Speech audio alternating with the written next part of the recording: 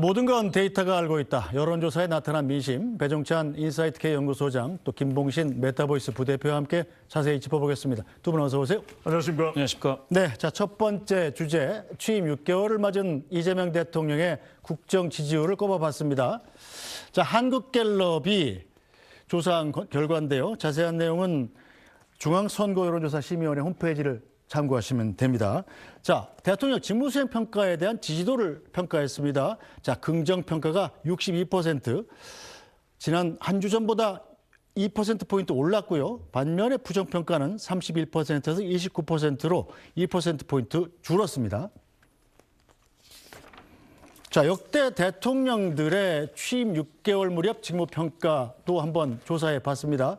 자, 12월 3일이 이재명 대통령이 6월 3일에 당선이 됐으니까 딱 6개월이 되는 시점이었지 않습니까? 자, 긍정평가가 역대 대통령 가운데는 가장 높은 사람이 김영삼 전 대통령이었습니다. 김영삼 전 대통령 아시다시피 임기 초반에 금융실명제라든지 하나회 척결이라든지 굵직한 업적을 많이 쌓아서 아마 1위를 기록한 것 같고요. 그 다음에는 문재인 대통령이었는데 이재명 대통령 바로 뒤를 잇는 3위를 기록했습니다.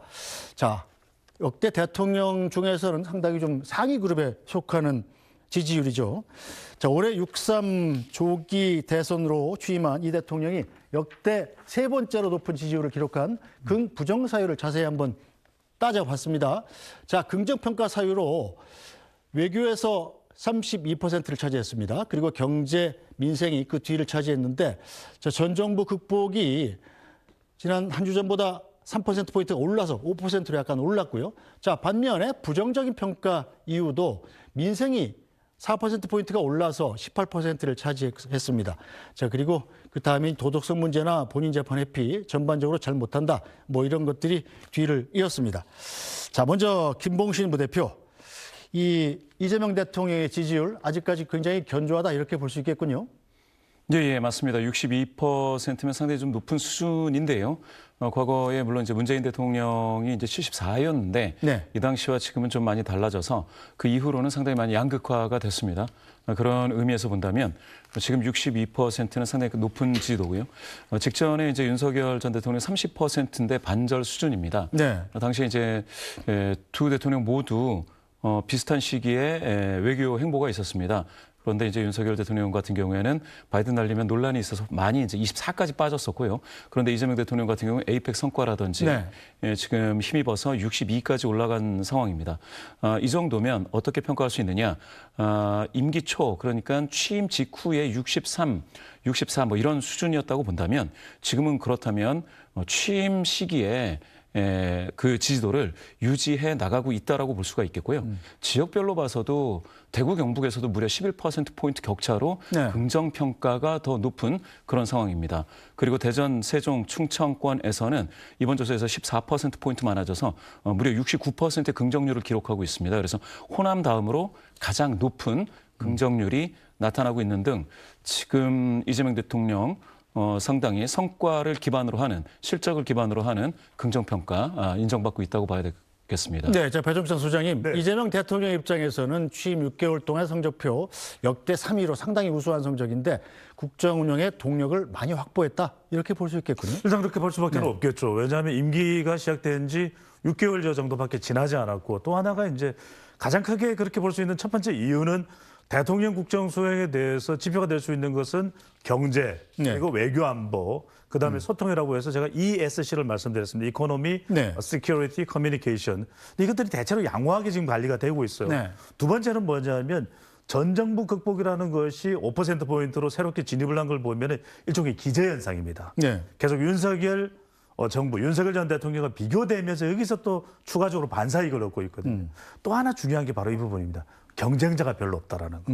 왜냐하면 윤석열 전 대통령, 윤석열 정부에서는 강력한 경쟁자가 이재명 대표, 지금 이제 대통령이 됐죠. 있었단 말이거든요. 네. 그럼 그때는 그 지지율을 가져갈 수가 있는 겁니다. 그런데 네. 지금은 지지율을 가져갈 사람이 없는 거예요. 그러다 보니까 이런 세 가지 이유, 라이벌리 이펙트, 경쟁자 효과가 안 나타나고 기저현상, 비교되고 있고 그다음에 ESC가 임기 초반이기 때문에 경제, 그다음에 외교안보, 네. 소통이 관리되고 있는 것이 가장 큰 이유로 꼽을 수 있겠습니다. 네, 자 김복시 부대표는 지금 이재명 대통령의 지지율 62%의 내용 중에 자 외교에 대한 긍정평가 사유가 여전히 1위를 차지하긴 했습니다만 한 주 전보다 10% 이상 줄었고요, 포션이. 대신에 다른 사유 때문에 지지율이 62%나 나온 건데 어떤 사유에 가장 주목하셨습니까? 일단 외교가 11%포인트 줄어서 32%가 됐는데요. 긍정평가 하시는 분들 중에서 그런 비율입니다. 그런데 이 외교가 그래도 낮은 정도는 아닙니다. 일단은 에이펙 성과가 2% 있고요. 관세 협상 타결도 1%가 있기 때문에 네. 아직은 외교와 관련된 성과 평가가 완전히 사그라들었다고 하기에는 어렵습니다. 다만 이 조사는 12월 2일부터 4일까지 진행이 됐고요. 12.3 비상 계엄과 관련된 곳곳에서 언론에서 많이 이제 노출을 하고 당시에 어떤 일이 있었는지 되짚어보는 그런 기획 프로그램들이 많았습니다. 그렇다 보니 전 정부 극복이 3%포인트 많아져서 5%가 되고요. 국가 안정, 정상화 또 3% 이와 같이 나타나면서 좀 뭐라고 해야 될까요? 외교보다는 조금 더 미디어에서 초점을 맞춰주는 데 국민 관심이 조금 더 간 것은 사실입니다. 네, 자 박정석 소장님, 예. 긍부정평가 사유를 보면 이 전 정부 극복, 정치 보복 이것이 바로 이 좋아하는 이유와 싫어하는 이유 두 가지 다 들어갑니다. 그런데 똑같은 행위지만 보기에 따라서 전 정부 극복이라고 볼 수도 있는 것이고 반대편에서 보면 또 정치 보복이라고도 볼 수 있는 부분 아니겠어요? 그렇습니다. 양립하고 있습니다. 그러니까 이제 지금 긍정적으로 평가하는 이유에도 대통령의 국정평가에 중요한 이 경제가 들어가 있고 네. 부정평가 이유에도 들어가 있습니다. 그리고 이 내란 청산이냐 또 아니 이 부분에 대해서도 이 극복으로 보느냐 아니면 이게 보복으로 보느냐 이것도 양립하고 있는데 보십시오.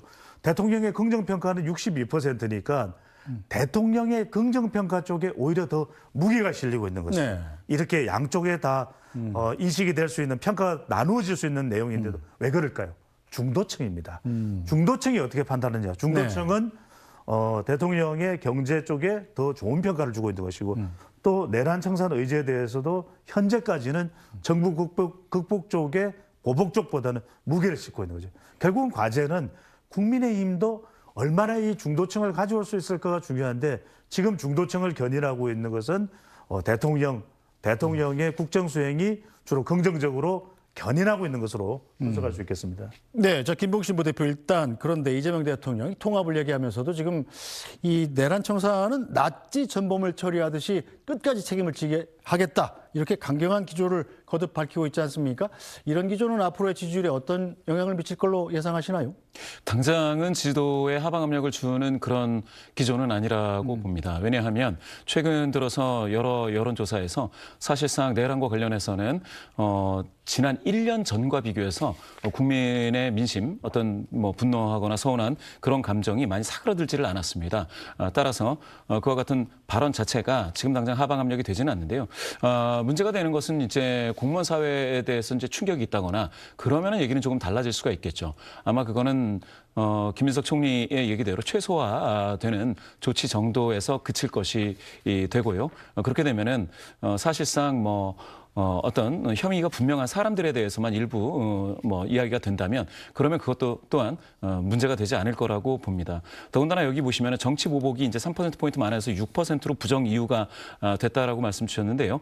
근데 부정 평가하시는 분들이 294명입니다. 네. 그중에 6%인 거고요. 전 정부 극복이 3%포인트 또 많아져서 5%인데 네. 625명 중에 5%이기 때문에 명수로 따지자면 지금 배 수장님 말씀 주신 것처럼 전체적으로 전체 명수로 따진다면 네. 자, 수로 따진다면 전 정부 극복 쪽으로 응답을 하시는 분들이 더 많다고 보셔야 될 것 같습니다. 알겠습니다. 조금 짧게만 네. 좀. 왜냐하면 그럼에도 불구하고 지금 긍정평가 이유가 직전 조사보다는 11%포인트가 빠졌습니다. 네. 그 이야기는 좀 시간이 좀 지나서는 오히려 이런 대통령의 강한 발언이 네. 나치 전범을 처리하듯 끝까지 책임을 지게 하겠다는 부분이 중도층에게는 부담이 될 수 있어요. 지금은 6개월이지만 네. 자 8개월 그다음에 10개월 어떻게 나타날까? 이건 분명히 부담이 될 수 있다는 게 외교라고 하는 강력한 변수는 좀 내려가고 있거든요. 네. 이 지점에서 본다면 시간이 지남에 따라서 대통령의 강한 발언, 내란 청산 의지는 지금까지는 긍정적이지만 시간에 따라서는 부담이 될 수 있다는 것도 좀 유념을 해둘 필요는 있는 것이죠. 피로도가 쌓일 수 있다. 그렇습니다. 알겠습니다. 자, 자세한 지표 하나 더 볼까요? 자, 정부 출범 6개월 분야별 정책에 대한 평가입니다. 자, 세부적으로 세대별로 살펴도 볼 텐데 일단 경제에 대해서 잘하고 있다. 평가가 48%로 잘못하고 있다. 34%보다 훨씬 많게 나타났습니다. 자, 반면에 세부적으로 부동산 정책에 대해서는 잘하고 있다가 24%에 불과해서 잘 못하고 있다 49%의 절반에도 못 미쳤습니다. 역시 자세한 내용은 중앙선거 여론조사 심의원회 홈페이지를 참조하시면 되는데 또 하나 보면 공직자 인사에 대한 평가도 잘하고 있다가 36%로 잘 못하고 있다 39%보다 작았습니다. 자, 배종찬 소장님. 예. 일단 부동산 부분도 논의를 해볼 텐데 자, 공직자 인사에 대한 긍부정평가 팽팽한 상황입니다. 왜 그럴까요? 그렇죠. 왜냐하면 인사가 이 임기 초반에는 상당히 영향을 줄 수밖에 없습니다. 그리고 이제 시간이 지나면 네. 인사에 대해서 피로감이 쌓였기 때문에 상당히 좀 둔감해질 수는 있습니다만 그만큼 기대감이 컸던 것이거든요. 이게 좀 상대적 실망이라고 이제 볼 수가 있는 것이 인사에 대해서는 기대가 많았는데 실제로 국회의원이면서도 인사가 자초된 경우도 있었죠. 그리고 최근에 또 인사 관련된 논란이 대통령실을 중심으로 해서도 부속실장 관련된 이야기로 나오고 있죠. 그러니까 이런 부분들이 상당히 기대감이 컸지만 대통령의 인사에 대해서 만족도가 그만큼 뒤따르지 못하는 부분. 이런 것들이 주로 어떻게 나타나냐면 2030 MZ세대 또 이제 수도권 지역적으로 본다면 네. 그다음에 이제 중도층도 워낙 기대가 컸었기 때문에 그런 어떤 실망감이 상대적으로 더 가중이 되면서 인사에 대해서는 그래도 이재명 대통령이 네. 인사를 잘할 거야. 왜? 이게 또 상대적으로 윤석열 정부 때와 또 비교될 수도 있는 부분이거든요. 네. 그런데 이제 그보다는 더 낫다고 평가를 하겠지만 그럼에도 불구하고 기대했던 것만큼은 못 미친다. 이런 평가가 나온 것으로 보입니다. 자, 분야별 평가에서 이 부동산이라는 부분이 사실은 경제의 일부이지 않습니까? 그런데도 불구하고 경제는 잘하고 있다가 훨씬 많은데 부동산은 잘못하고 있다가 훨씬 많단 말이에요. 이건 왜 이렇다고 보세요? 예. 부동산 관련해서는 24% 방금 말씀 주신 것처럼 인사도 이제 36인데 부동산 네. 24로 잘하고 있다는 비율이 최저입니다. 네. 더군다나 이 정도면 대통령 긍정률이 지금 이 조사에서 62인데 부동산은 24다 그러면 네. 엄청난 하방 압력이죠. 부동산만 딱 떼놓고 보면 이 사안으로는 앞으로 이제 대통령 긍정률이 낮아지면 낮아졌지 좋아질 수 없다라는 판단을 내릴 수밖에 없는 상황일 것 같습니다. 그런데 여기에서 더더군다나 18세에서 29세 청년들 17%로 나왔습니다. 잘하고 있다. 그러니까 평균보다 더 낮죠. 30대에서 18%입니다. 대구 경북에서 15% 나왔고요. 그다음에 보수 성향이신 분들 중에서 14%입니다. 전체 평균 24에서 더더군다나 안 좋은 것은 원래 대통령을 좀 낮게 평가할 만한 사람들이 분포해 있는 집단에서 부동산은 더 안 좋은 것이죠. 네. 그럼 이거는 뭐 일종의 고장난 시한폭탄처럼 앞으로 이게 어떻게 터질지 모르는 그러한 이슈가 될 거라고 볼 수가 있겠고요. 네. 경제 문제에 대해서는 기대감이 좀 나타났습니다. 지금 9월 달 대비해서도 5%포인트가 더 좋아져서 48인데 지금 부동산이 이렇다고 한다면 앞으로 그러니까 미래를 걱정하는 미래 세대들한테 더 안 좋다라는 것은 분명한 것 같습니다. 네. 다만 여기서 한 가지만 더 말씀드리면 부동산 이슈로 아주 괴멸적인 충격을 줬던 지역이 이제 서울인데요. 네. 그러면은 서울에서도 잘하고 있다는 25%밖에 안 되거든요. 그럼 전체 평균 24하고 비슷한 건데 문제는 서울에서 지난 에이펙 성과가 나타났을 때 상당히 대통령 긍정률이 20%대로 확 뛴 적이 있습니다. 23%포인트가 뛰어서 굉장히 높은 긍정률이 나타난 적이 있었는데요. 지금 외교가 서울에서 65가 잘하고 있다고 나왔습니다. 그러면 서울 시민들 중에서는 그러면 외교로 인해서 국격이 높아졌기 때문에 대통령을 좋게 평가할 것이냐 아니면 부동산 정책 때문에 낮게 평가할 것이냐 이게 바로 앞으로 지방선거를 비롯해서 국정 전반에 큰 영향을 미치는 사안이 될 것 같습니다. 네, 배종찬 소장님. 짧게 말씀드리면 경제는 나쁘지 않거든요. 왜냐하면 경제는 좀 기대 심리입니다. 당장은 아니더라도 코스피 5천이 되겠지. 그다음에 정부에서 강하게 추진하고 있는 자영업종에 대한 지원, 또 그리고 지금 민생 소비 쿠폰에 관련된 지원도 있다라는 것을 기대하는 것이거든요. 네. 그런데 부동산은 현실 이 영향이 작동하는 것입니다. 그러다 보니까 경제에서는 그래도 긍정적으로 평가하는 대통령과 주로 민주당을 지지하는 40대와 50대에서도 부정적으로 나타나요. 네. 그리고 중도층에서도 화이트 칼라, 사무직에서도 부정적으로 나타나요. 부동산은요. 네. 그리고 지금 호남에서도 보면 상대적으로 다른 지표와는 다르게 좀 상대적으로 낮게 나오는 걸 보면 그만큼 지금 경제적인 이슈로는 이 이재명 정부의 최대 아킬레스건이 저는 부동산이 될 수밖에 없다. 이 조사 결과를 보더라도. 그리고 정치적으로는 다른 이슈들이 있겠지만 경제적으로는 부동산이 가장 크게 지금 이재명 정부가 대응을 해야 되는 그런 이슈로 볼 수 있는 것이죠. 알겠습니다. 자, 계속해서 정당 지지도도 살펴보겠습니다. 자, 비상계엄 1년이자 취임 100일을 맞았던 장동혁 국민의힘 대표가 사과 메시지를 내지 않은 만큼 지지율에 어떤 영향을 줬을지가 관심이 모여졌습니다. 자, 이번 조사는 2일부터 4일까지 이뤄진 조사이기 때문에 일단 하루 정도만 반영이 된 건데, 자, 정당 지지율을 보면 국민의힘 지지율이 24%인데 민주당 지지율은 43%를 기록을 했습니다. 조국혁신당 3%, 진보당 1%, 개혁신당 2%, 기본소득당 1%를 기록을 하고 있습니다. 자, 이런 상황에서 장내 정치 지도자 선호도도 좀 물어봤는데, 자, 조국혁신당 조국 대표가 8%, 김민석 총리 7%, 한동훈 전 대표 4%, 장동혁 대표 4%, 이준석 대표 3%, 정청래, 오세훈, 김동연, 홍준표, 우원식, 박찬대 의원 순으로 이렇게 장내 정치 지도자 선호 순위가 나왔습니다. 자, 김봉신 부대표. 일단 국민의힘 지지율이 계속 지금 박스권에 갇혀 있는 상황이지 않습니까? 이 장동혁 대표 지지층 결집이 필요하다면서 장외 여론전을 계속해 나가고 있는 상황인데, 이 정도 지지율이 계속 갇혀 있다는 것은 장외 여론전이 별로 효과가 없다, 이렇게 해석해야 되는 건가요? 예, 그렇습니다. 지금처럼 국민의힘 지도부가 메시지와 행보를 계속한다라고 하면 사실은 전화 면접에서 24%, 그러니까 한 20% 중반 정도의 지지도를 극복하기는 쉽지 않아 보인다라는 게 지금까지 결론인데요. 무려 한 달 동안, 그러니까 4번의 조사에서 24%를 4번 찍었습니다. 네. 그렇게 된다면 고점 26% 대비 2%포인트가 조정된 상태에서 박스권으로 횡보하고 있다.